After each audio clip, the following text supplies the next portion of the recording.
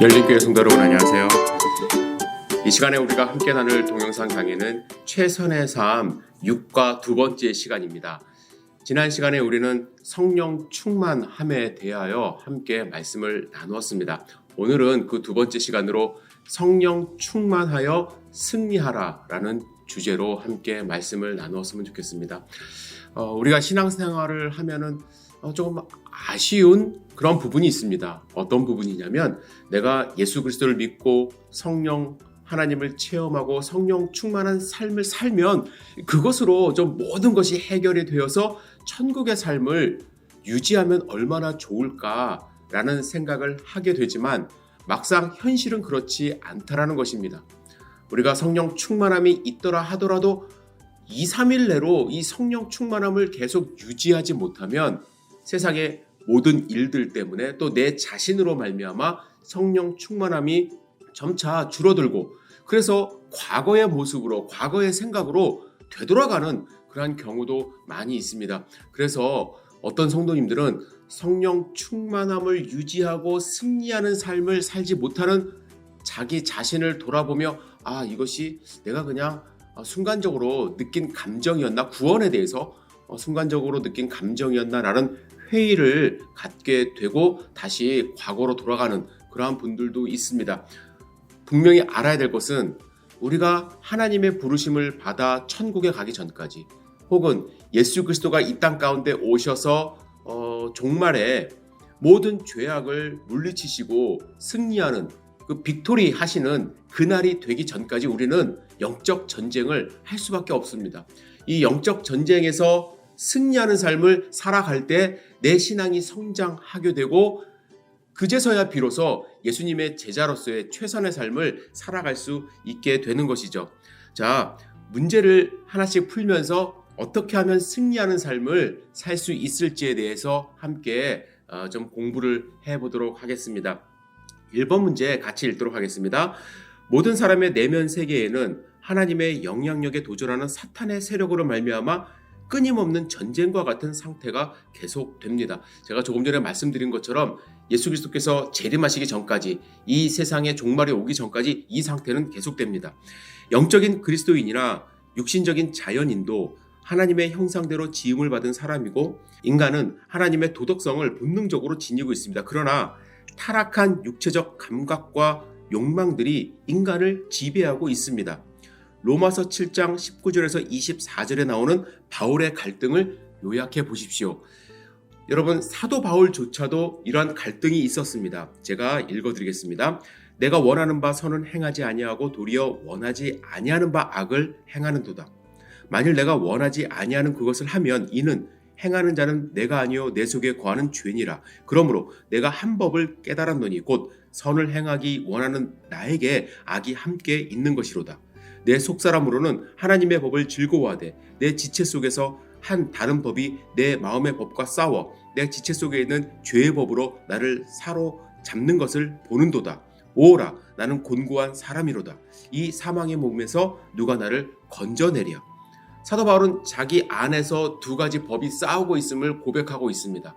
성령 충만함으로 하루하루를 살아가지만 그럼에도 불구하고 이 연약한 육신을 갖고 있기 때문에 매일 하나님의 법을 따라야 돼.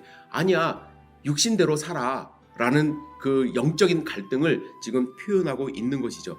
그래서 두 번째 문제 보시면 육신에 속한 그리스도인은 계속 긴장 상태 속에서 살아갈 수밖에 없습니다. 육신의 문이 죄를 향하여 여전히 열려 있고 커다란 자아가 여전히 지배하고 있기 때문에 악한 욕망이 성령을 밀어내고 자신의 영으로 하여금 하나님의 음성을 듣지 못하게 합니다. 맞습니다. 여러분, 지지난 시간인 것 같은데 세상에는 세 가지 종류의 사람이 있다고 말씀드렸죠. 육신에 속한 사람, 그리고 영적인 자연인, 그리고 영적인 그리스도인, 이 세 종류의 사람이 있는데 자연인이야 아직 하나님을 만나지 못한 분들이야 그렇다 치더라도 그리스도인 안에서도 여전히 육신에 속한 사람들이 있습니다.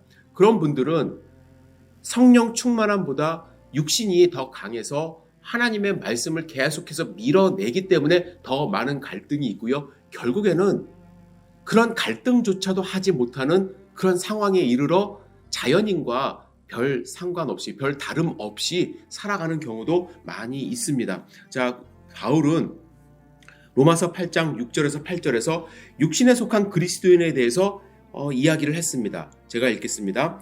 육신의 생각은 사망이요 영의 생각은 생명과 평안이니라. 육신의 생각은 하나님과 원수가 되나니 이는 하나님의 법에 굴복하지 아니할 뿐 아니라 할 수도 없습니다. 육신에 있는 자들은 하나님을 기쁘게 할 수도 없느니라. 육신에 속한 분들의 특징, 무엇라고 이야기를 했냐면 1번에 보시면 육신의 생각은 하나님과 원수가 된다. 하나님과 계속 갈등이 있고 원수가 되는 거 맞습니다. 자, 육신의 생각은 생명과 평안이다. 절대로 그렇지 않습니다. 육신의 생각은 생명을 줄 수도 없고 평안도 줄 수 없죠. 자, 육신의 생각은 하나님의 율법에 복종하지 않는다. 맞습니다. 육신의 생각은 하나님을 기쁘시게 할 수 없다. 예, 맞습니다. 문제는 무엇이냐면 차라리 하나님을 만나지 않고 구원받지 않는 분들은 이런 갈등조차 하지 않습니다. 그것이 자연적이라고 생각을 하면서 그냥 살아갑니다. 그런데 성령 충만함에 경험해본 사람들, 하나님을 마음 가운데 모시고 있는 사람들은 계속해서 사도 바울이 고백한 것처럼 오라 나는 공고한 사람이로다 라는 그러한 갈등 속에서 살아갈 수밖에 없다라는 것이죠. 그래서 우리는 성령 충만함으로 승리하는 삶으로 나아가야 하는 것입니다. 3번 문제 함께 보겠습니다. 영적인 사람이라고 해서 완전한 것은 아닙니다. 이 완전하다는 것은 뭐냐면 영적인 사람이라고 해서 갈등이 없다는 것이 아니라는 거죠. 영적인 사람도 유혹을 받습니다. 오히려 영적인 사람일수록 사탄은 더 강력하게 또 때로는 은근하게 끊임없이 유혹을 합니다.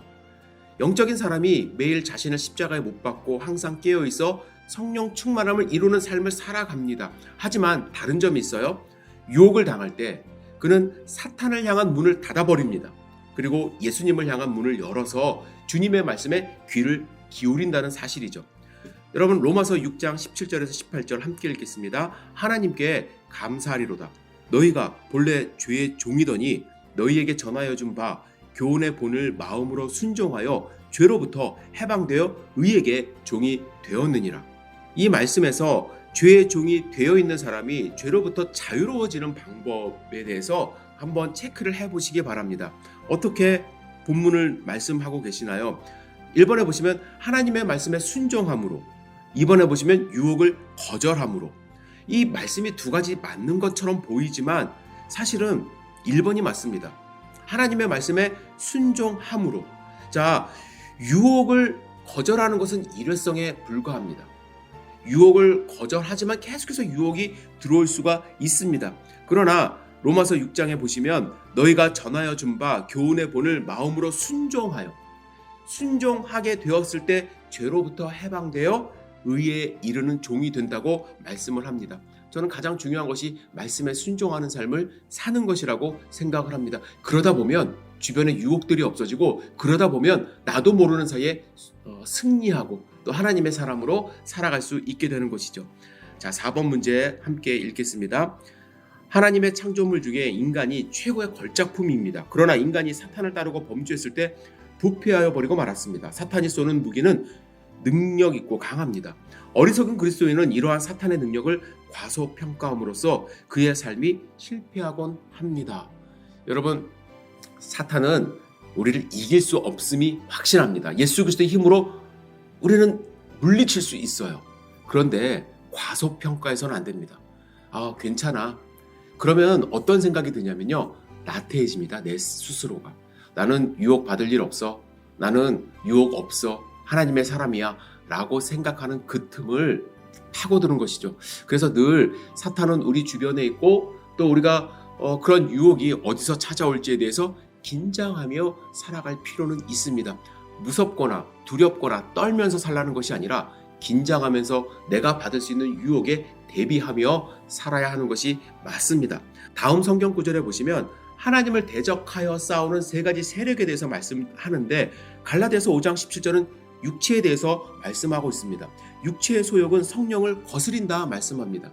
여러분, 우리가 갖고 있는 이 육체, 육신이라고 이제 이야기를 하는데 이 육체는 약합니다. 본능을 따라가는 그러한 성질이 있습니다. 그래서 이 본능을 따라가다 보면 죄의 성품을 따라갈 수밖에 없고 그러다 보면 하나님과 이 대척점에 있게 되는 것이죠.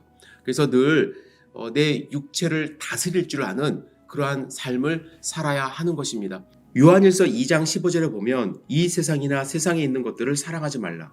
누구든지 세상을 사랑하면 아버지의 사랑이 그 안에 있지 아니하니. 자, 어떤 것이 하나님과 이제 대적하여 싸우고 있나요? 세상에 있는 것들이라고 말씀을 합니다. 오해하지 마세요. 세상의 모든 것이 악한 것은 아닙니다. 그러나 세상적인 것들은 하나님과 이제 대적하여 싸우는 일들이 많이 있기 때문에 우리가 조심해야만 합니다. 여러분, 우리는 세상을 등지고 살 수는 없습니다. 그렇죠? 세상을 떠나서 살 수는 없습니다. 그러나 세상을 이용하면서 세상을 지배하면서 하나님의 힘으로 살아가야 하는 것이 맞습니다. 그래서 늘 조심해야 하는 것이죠. 제가 목적이 이끄는 삶을 강의할 때 닉 워렌 목사님이 하시는 이야기를 들은 적이 있습니다. 그분이 갑자기 이런 예화를 드는 거예요. 본인은 바다에서 잡아온 생선의 회를 먹을 때 간장을 찍어서 먹는다, 이런 이야기를 하더라고요. 그래서 왜 저분이 저런 얘기를 하나 이렇게 얘기를 해서 끝까지 들어보니까 이런 거예요. 우리가 영적으로 살아있으면 내가 바다 가운데 살아도 바닷물이 침투하지 못한다는 거예요. 그래서 회는 싱거워요. 바닷물이 침투하지 못하기 때문에. 그런데 죽어있는 생선에 소금을 뿌려 놓으면 짠 기운이 그 안으로 들어가서 절여지게 됩니다. 그러면 우리는 간장을 찍어 먹을 필요가 없는 것이죠. 마찬가지로 우리가 영적으로 살아있으면 세상 속에서, 바닷물 속에서 살아가더라도 우리 안에 그 염분이 침투하지 못합니다. 반면에 우리가 영적으로 죽어있으면 자연적으로 세상에 있는 그 짠 기운이 우리를 침투할 수밖에 없다는 것, 여러분들이 꼭 염두에 두시기를 부탁을 드립니다. 베드로전서 5장 8절에 근신하라 깨어라 너희 대적 마귀가 우는 사자같이 두루다니며 삼킬 자를 찾는다 말씀합니다. 사탄, 마귀가 우리를 대적하고 또 하나님을 대적하는 세력입니다. 자, 5번에 보시면 세상은 구원받지 못한 사람들로 가득 차 있습니다. 세상에는 죄로 인한 혼돈으로 말미암아 생겨난 갈등과 불화가 있습니다. 성경은 사탄을 하나님의 원수이며 악과 고난의 근원자로 규정하고 있습니다. 맞습니다. 사탄은 악과 근원으로서 이 세상 가운데 우리를 늘 공격하며 존재하고 있습니다. 그러나 우리는 두려워할 필요 없다고 제가 말씀을 드렸죠. 왜냐하면 예수님이 이미 승리하셨기 때문에 그렇습니다. 예수님은 이미 그 모습을 우리에게 말씀으로 보여주셨어요. 자, 그 세 가지 도전에 대해서 우리가 승리할 수 있도록 예수님이 이미 하신 일들이 있다라는 거예요. 로마서 8장 3절에 보면 아들을 죄 있는 육신의 모양으로 정하셨어요.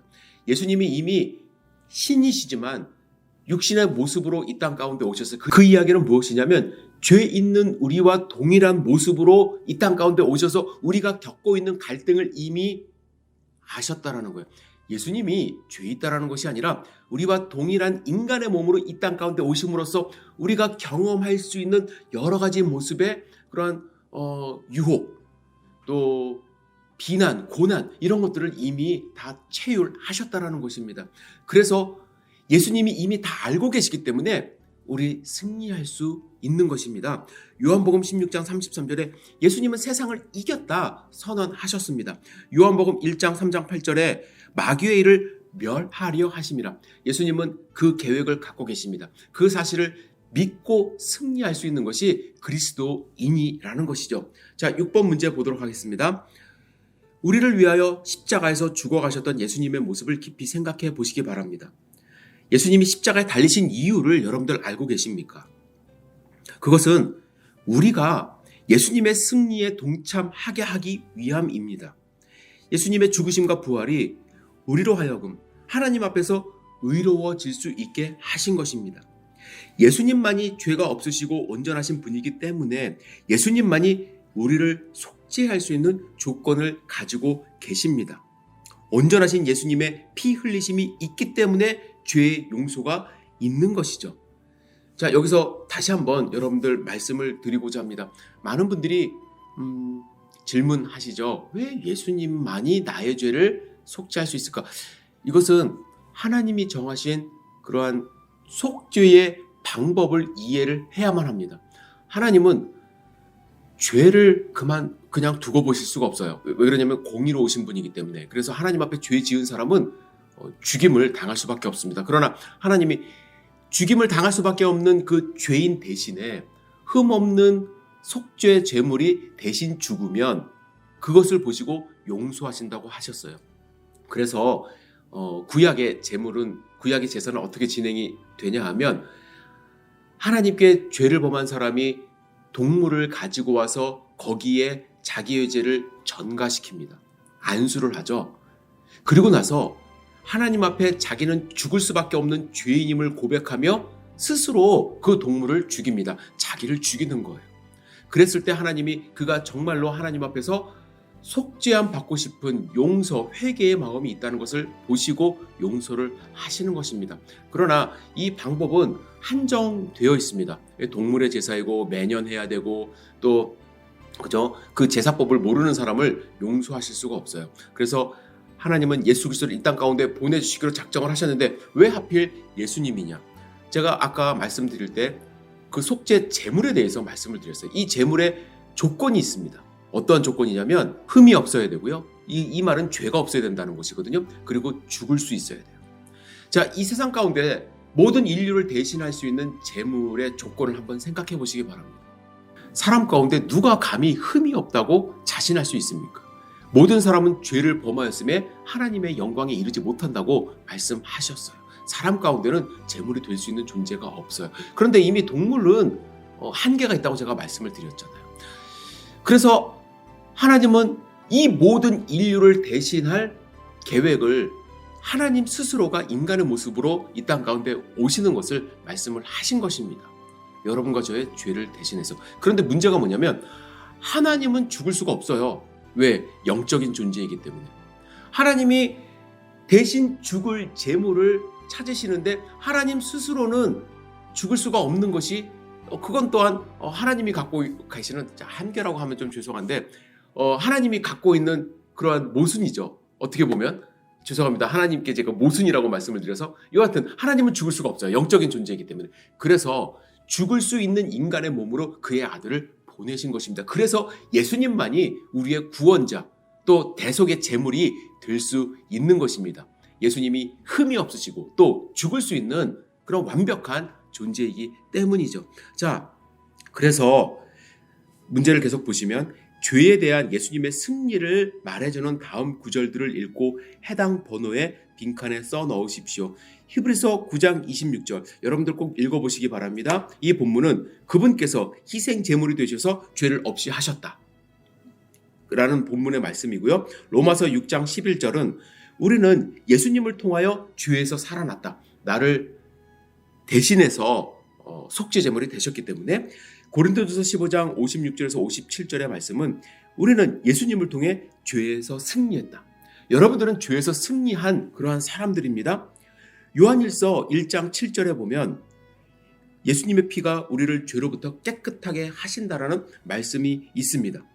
자, 예수님은 이미 우리에게 승리할 수 있는 그런 바탕을 다 마련해 주셨어요. 그리고 그 사실을 믿는 우리는 이미 구원을 받았습니다. 이미 죄로부터 승리를 경험한 사람이에요. 따라서 하루하루 살아갈 때 승리하는 삶을 살 수 있습니다. 이 전제 조건을 여러분들 꼭 아셔야만 합니다. 그래서 7번 문제 보시면 예수님의 승리는 우리의 승리가 될 수 있다 이렇게 이야기를 하죠. 갈라디아서 2장 20절에 우리는 두 가지 분명한 승리의 원동력을 발견하게 됩니다. 하나는 죽음이고 하나는 새로운 삶이에요. 하나는 자아 추구와 자아 의지에 대한 거절이며 또 하나는 예수 그리스도의 주님 되심과 하나님의 뜻에 대한 완전한 헌신입니다. 이 구절로부터 두 가지 원동력을 설명해주는 다음의 말을 축출해낼 수 있습니다. 빈칸을 채우십시오. 함께 채워보겠습니다. 나는 그리스도와 함께 십자가에 못 박혔다. 그러나 나는 그리스도와 함께 산다. 여러분, 우리는 예수 그리스도를 믿음으로써 내 죄가 아까 제가 구약에서 제사 드리는 사람이 스스로 제물을 죽인다고 이야기하지 않았습니까? 예수님이 십자가에 못 박혔다라는 사실을 믿는다는 것은 내 죄를 죽였다라는 거예요. 십자가에 나를 함께 못 박았다는 사실을 믿는 것입니다. 그리고 이제는 용서함 받은 자로서 그리스도가 내 안에 거하시는 그러한 삶을 사는 사람임을 인정하고 인식하고 살아가는 것이 중요합니다. 여러분, 승리하는 삶의 비결, 성경 100도, 그리고 매일 아침 기도 몇 시간, 그것도 우리가 확신을 가질 수 있는 방법이 될 수도 있지만, 저는 가장 중요한 것이 예수님이 여러분과 저를 위해서 궁극적인 승리를 하셨다는 그 믿음을 갖고 살아가는 것이 중요하고, 나의 죄는 이미 사함 받았고 십자가에 못 박았다는 그 사실을 매일 깨닫고 살아가는 것이 중요하다고 생각을 합니다. 자, 그러면 그 생각만으로는 사실은 조금 부족해요. 그 생각이 가장 기초적이긴 하지만, 그래서 사도 바울은 에베소서 6장에 우리에게 영적인 무장을 하기를 원합니다. 그것이 프린시플 스터디인데요. 하나님은 그냥 우리를 방치하지 않으셨어요. 우리가 영적인 승리를 할 수 있도록 우리에게 무기를 주셨어요.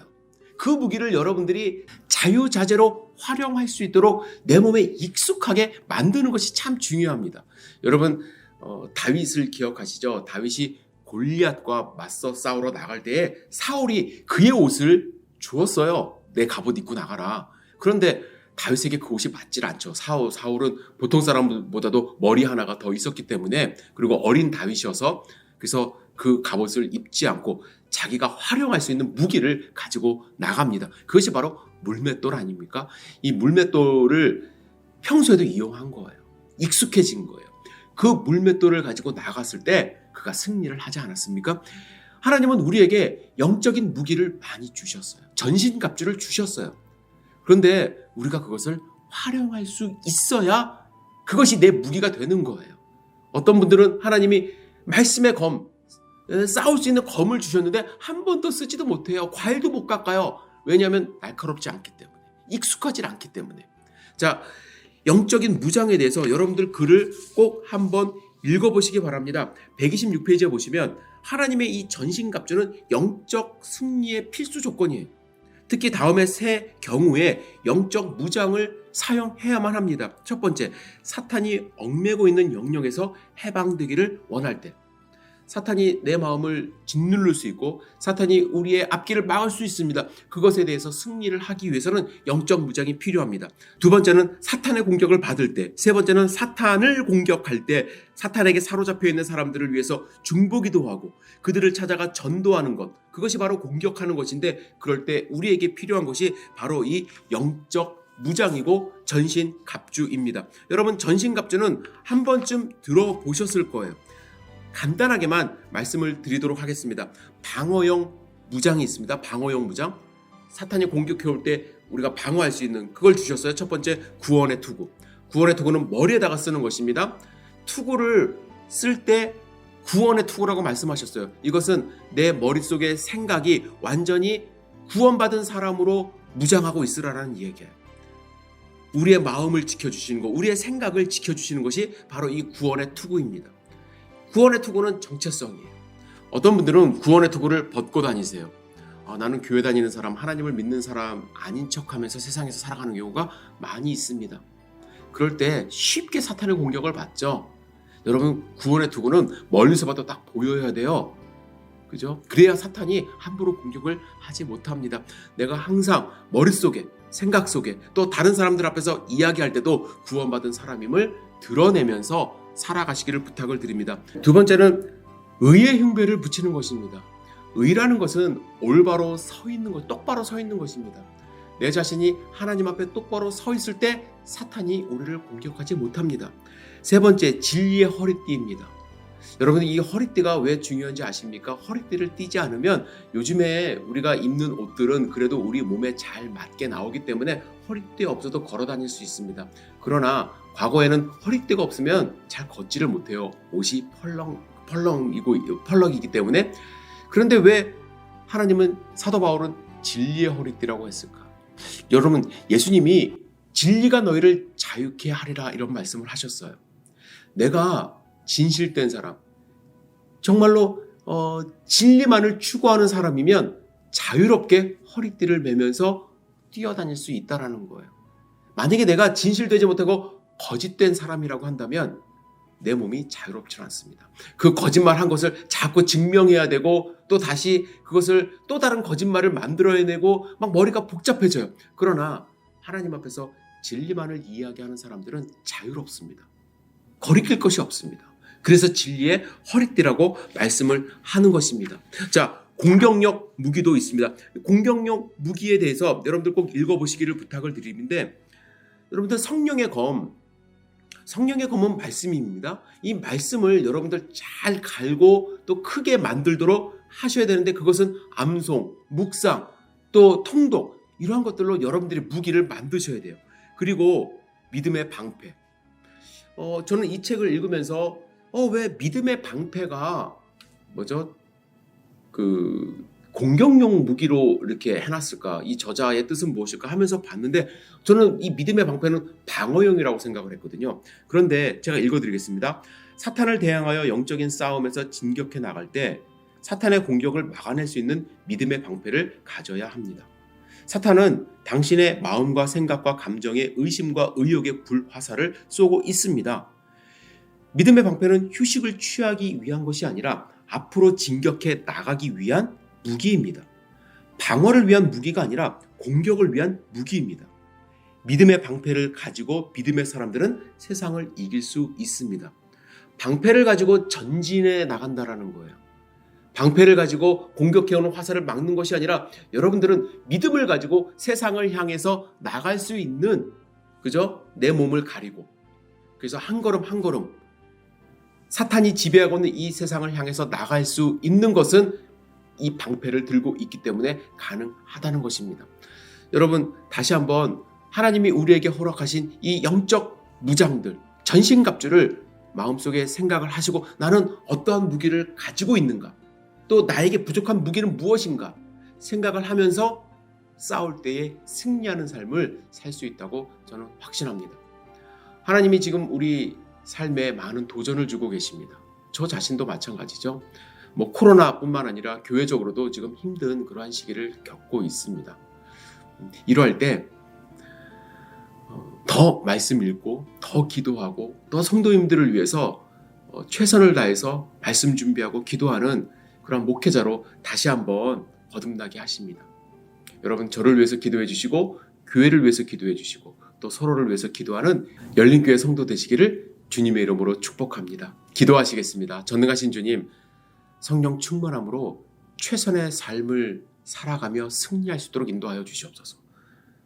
내 힘으로 또 내 능력으로는 절대로 이길 수 없음을 고백합니다. 오늘 많은 말씀을 우리가 접했습니다. 그 말씀이 성령의 검이 될 수 있도록 인도하여 주시고 내 믿음이 든든한 방패가 될 수 있도록 또 구원의 투구를 쓰고 전진해 나갈 수 있는 하나님의 백성들 될 수 있도록 축복하여 주시옵소서. 예수님의 이름으로 감사하며 기도드렸사옵나이다. 아멘.